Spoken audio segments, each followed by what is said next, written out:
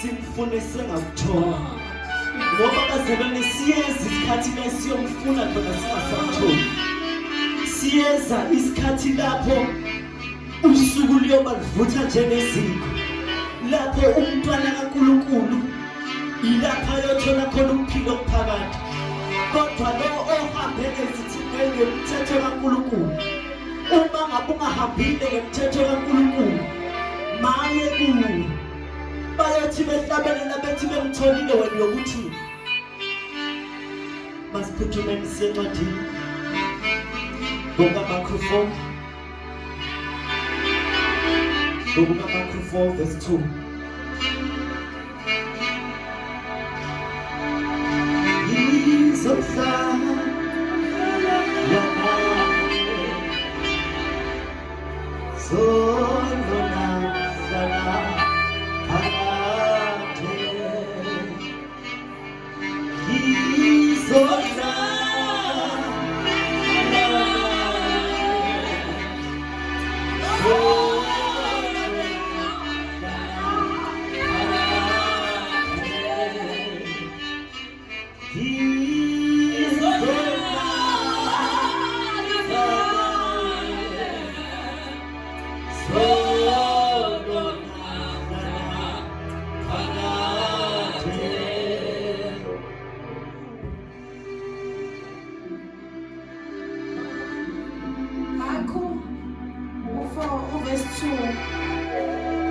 Wabafundisa okuningi ngemfanekiso, wathi kubo ekufundiseni kwakhe, lalelani, bhekani, kwaphuma umhlanyeli ukuyohlanyela.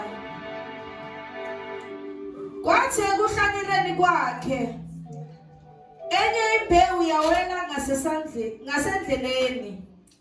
Kwafika izinyoni zayidla zayiqeda. Enye yawela edwaleni,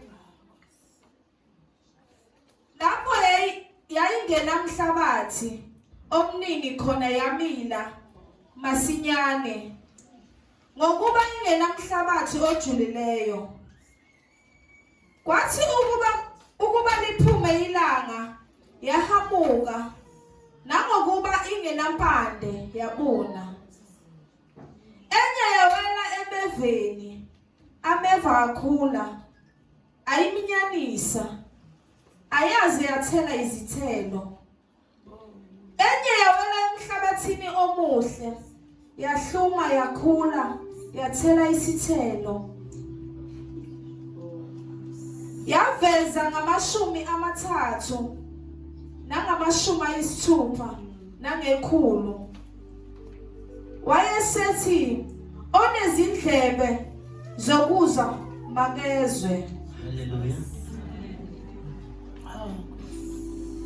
uJesu efundisa abantwana noma efundisa isixuku, lithi iBhayibheli wayebafundisa ngemfanekiso. Haleluya. Ake sithathe lemfanekiso siyenze ibe isimo somuntu. Haleluya. Ake sithathe lemfanekiso siphenduze ibe isimo somuntu. Ukuthi wena muntu omusha ola namhlanje uyiphi imbewu kulezi ezina. Haleluya.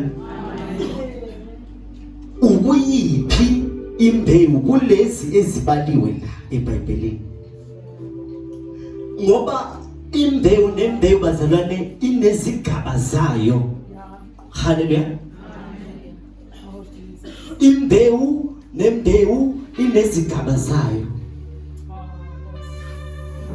Ngiyazi ukuthi sigcwele la siyazazi ukuthi mina ngiyilo hlobo lwembewu. Imbewu enjani ewela emeveni bese iyaminyaneka. Haleluya. Imbewu enjani ewela emeveni bese iyaminyaneka ingasakhuli. Haleluya. Angithi kunezinhlobo bazalwane zembewu angithi. Njengoba sina sonke sizimbewu. Kodwa inkinga isala ekuthenini umuntu nomuntu uyazazi ukuthi mina ngilo hlobo lembewu. Kunalolu hlobo lembewu othi uma ngabe ulitshalile liqhume kodwa manje lingabi nazo izithelo. Haleluya. Usengaba la ngaphakathi. Kodwa manje uqhume inkinga izithelo zakho. Izithelo zakho. Izithelo zakho. Ngingaqoka kahle ngicwebezele kube muhle but izithelo zami azikusho lokho. Ngahlabelela bazalwane impela ngikhulume ngelimi kodwa uma izithelo zami zingahambisani ngiyize mina kuNkulunkulu. Haleluya. Yize kuNkulunkulu. Umuntu onjalo yize. Into enjalo okuthiwa lento lena iyize ayinamsebenzi walutho. Kahle kahle isithombe ingumhlobiso. Haleluya.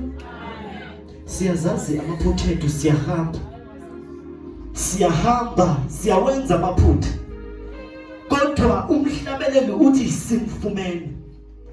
iBhayibheli lithi masimfune. Kuyahambisana. Kuyawenza umqondo. Kuyawenza umqondo. iBhayibheli lithi masimfune. Asengamthola. Inkinga iyodwa. Siyaphila nje asirecognize ngaphakathi enhlizweni zethu ukuthi liyeza. Asinayo lento yokuthi isehlukaniso. Asinayo lento yokuthi masitshela ukuthi nje sila siyatshala. Haleluya. Masingathi silima sibhekele kube nabantu abalima ababheke emuva. Bayize labo bantu. Bayize labo bantu. Nami uma njalo ngiyize. Haleluya. Nami uma njalo ngiyize. Umuntu nomuntu uyazazi amaphutha akhe. Umuntu omusho la uyazazi ukuthi mina ngisalaphi. Haleluya. Lezi mbewu lemfanekiso masithathe siguqule ibe isimo somuntu. Lilapho namhlanje. Masithathe lezi mbewu sishintshe. Ngithanda ngoba uzethe ekugcineni onendlebe makezwe. Imbewu bazalwane idinga ukunakekelwa njengomuntu, njengosana. Usana ludinga uthando, ludinga isineke, ludinga imfundiso, ludinga ukudla, ludinga ibele. Haleluya. Imbewu iyafana nesimo sengane. Uma uyithatha imbewu uyifaka emhlabathini ovundileyo iyokwenza lokho okufunayo. Nezwi likaNkulunkulu uma lihlala kumuntu inhliziyo yakhe evundile iyokwenza umsebenzi. Haleluya. Ngifuna sishaye inhlangothi zombili. Masishaye inhlangothi zombili.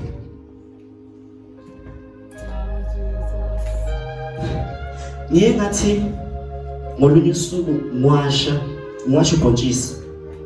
Kwaba khona ubhontshisi onguhlungayo ngokuba angikwazi ukupheka wonke.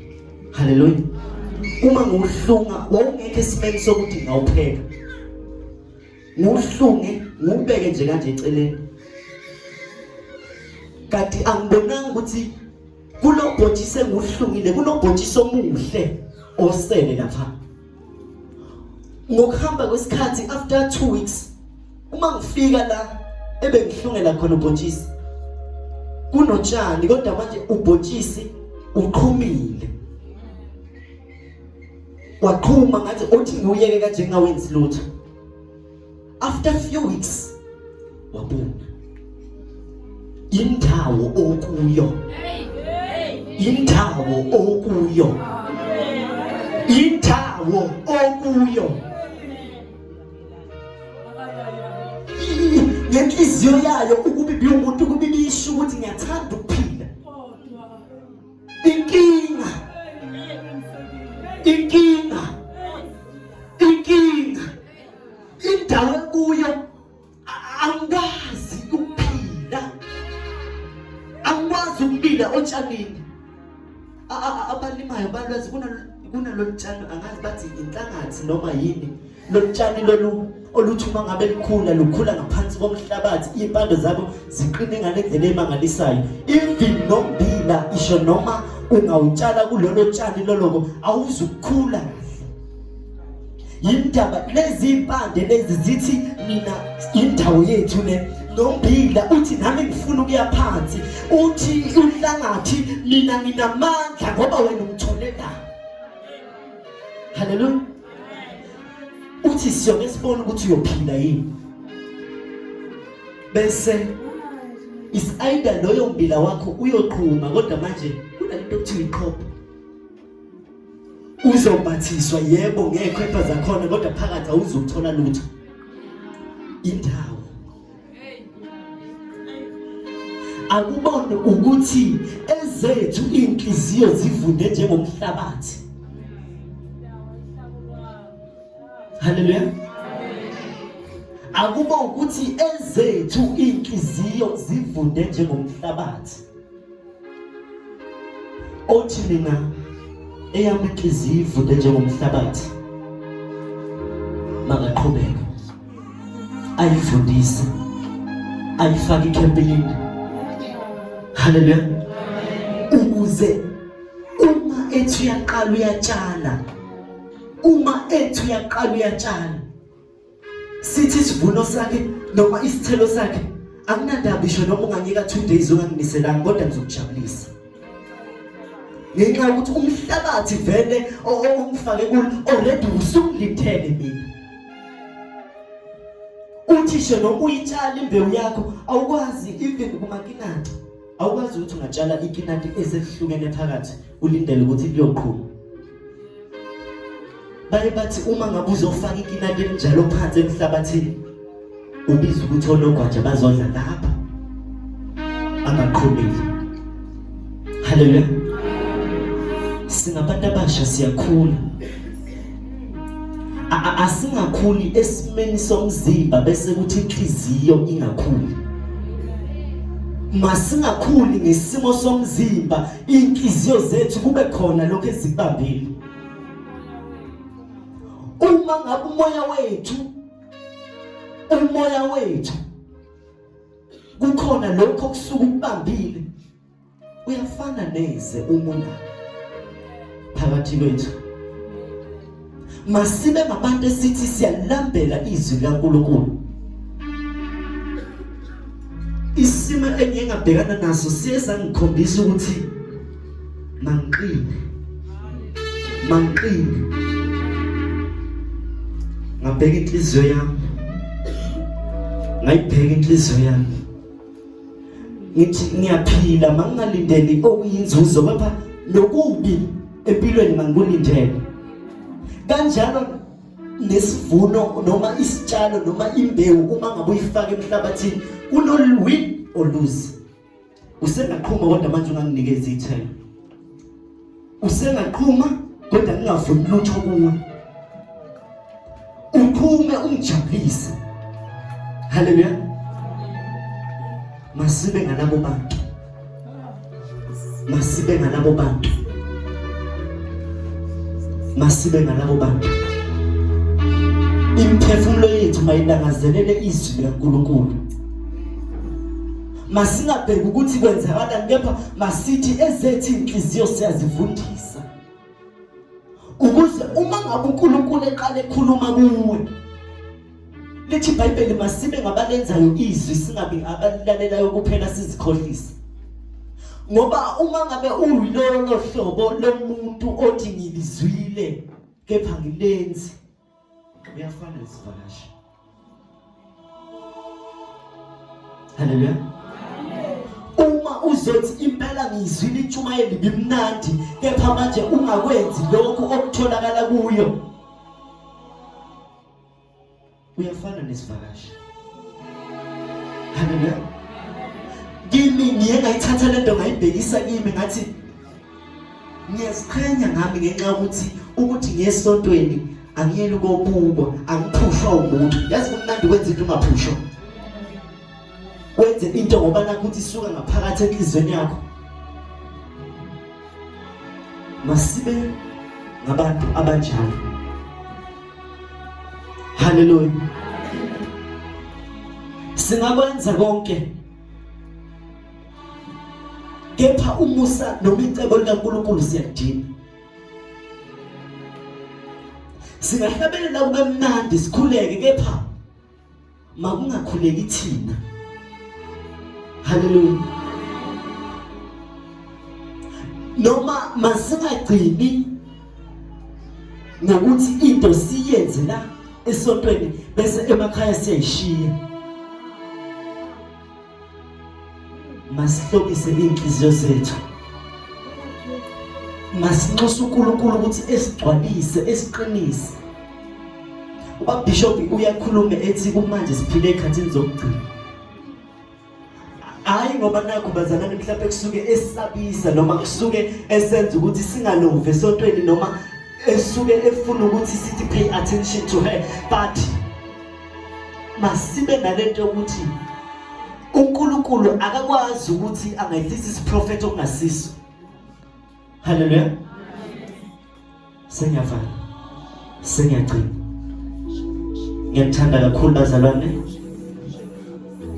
uNkulunkulu ohlezi nibekile enhlizweni yami ngegama likaJesu. Amen.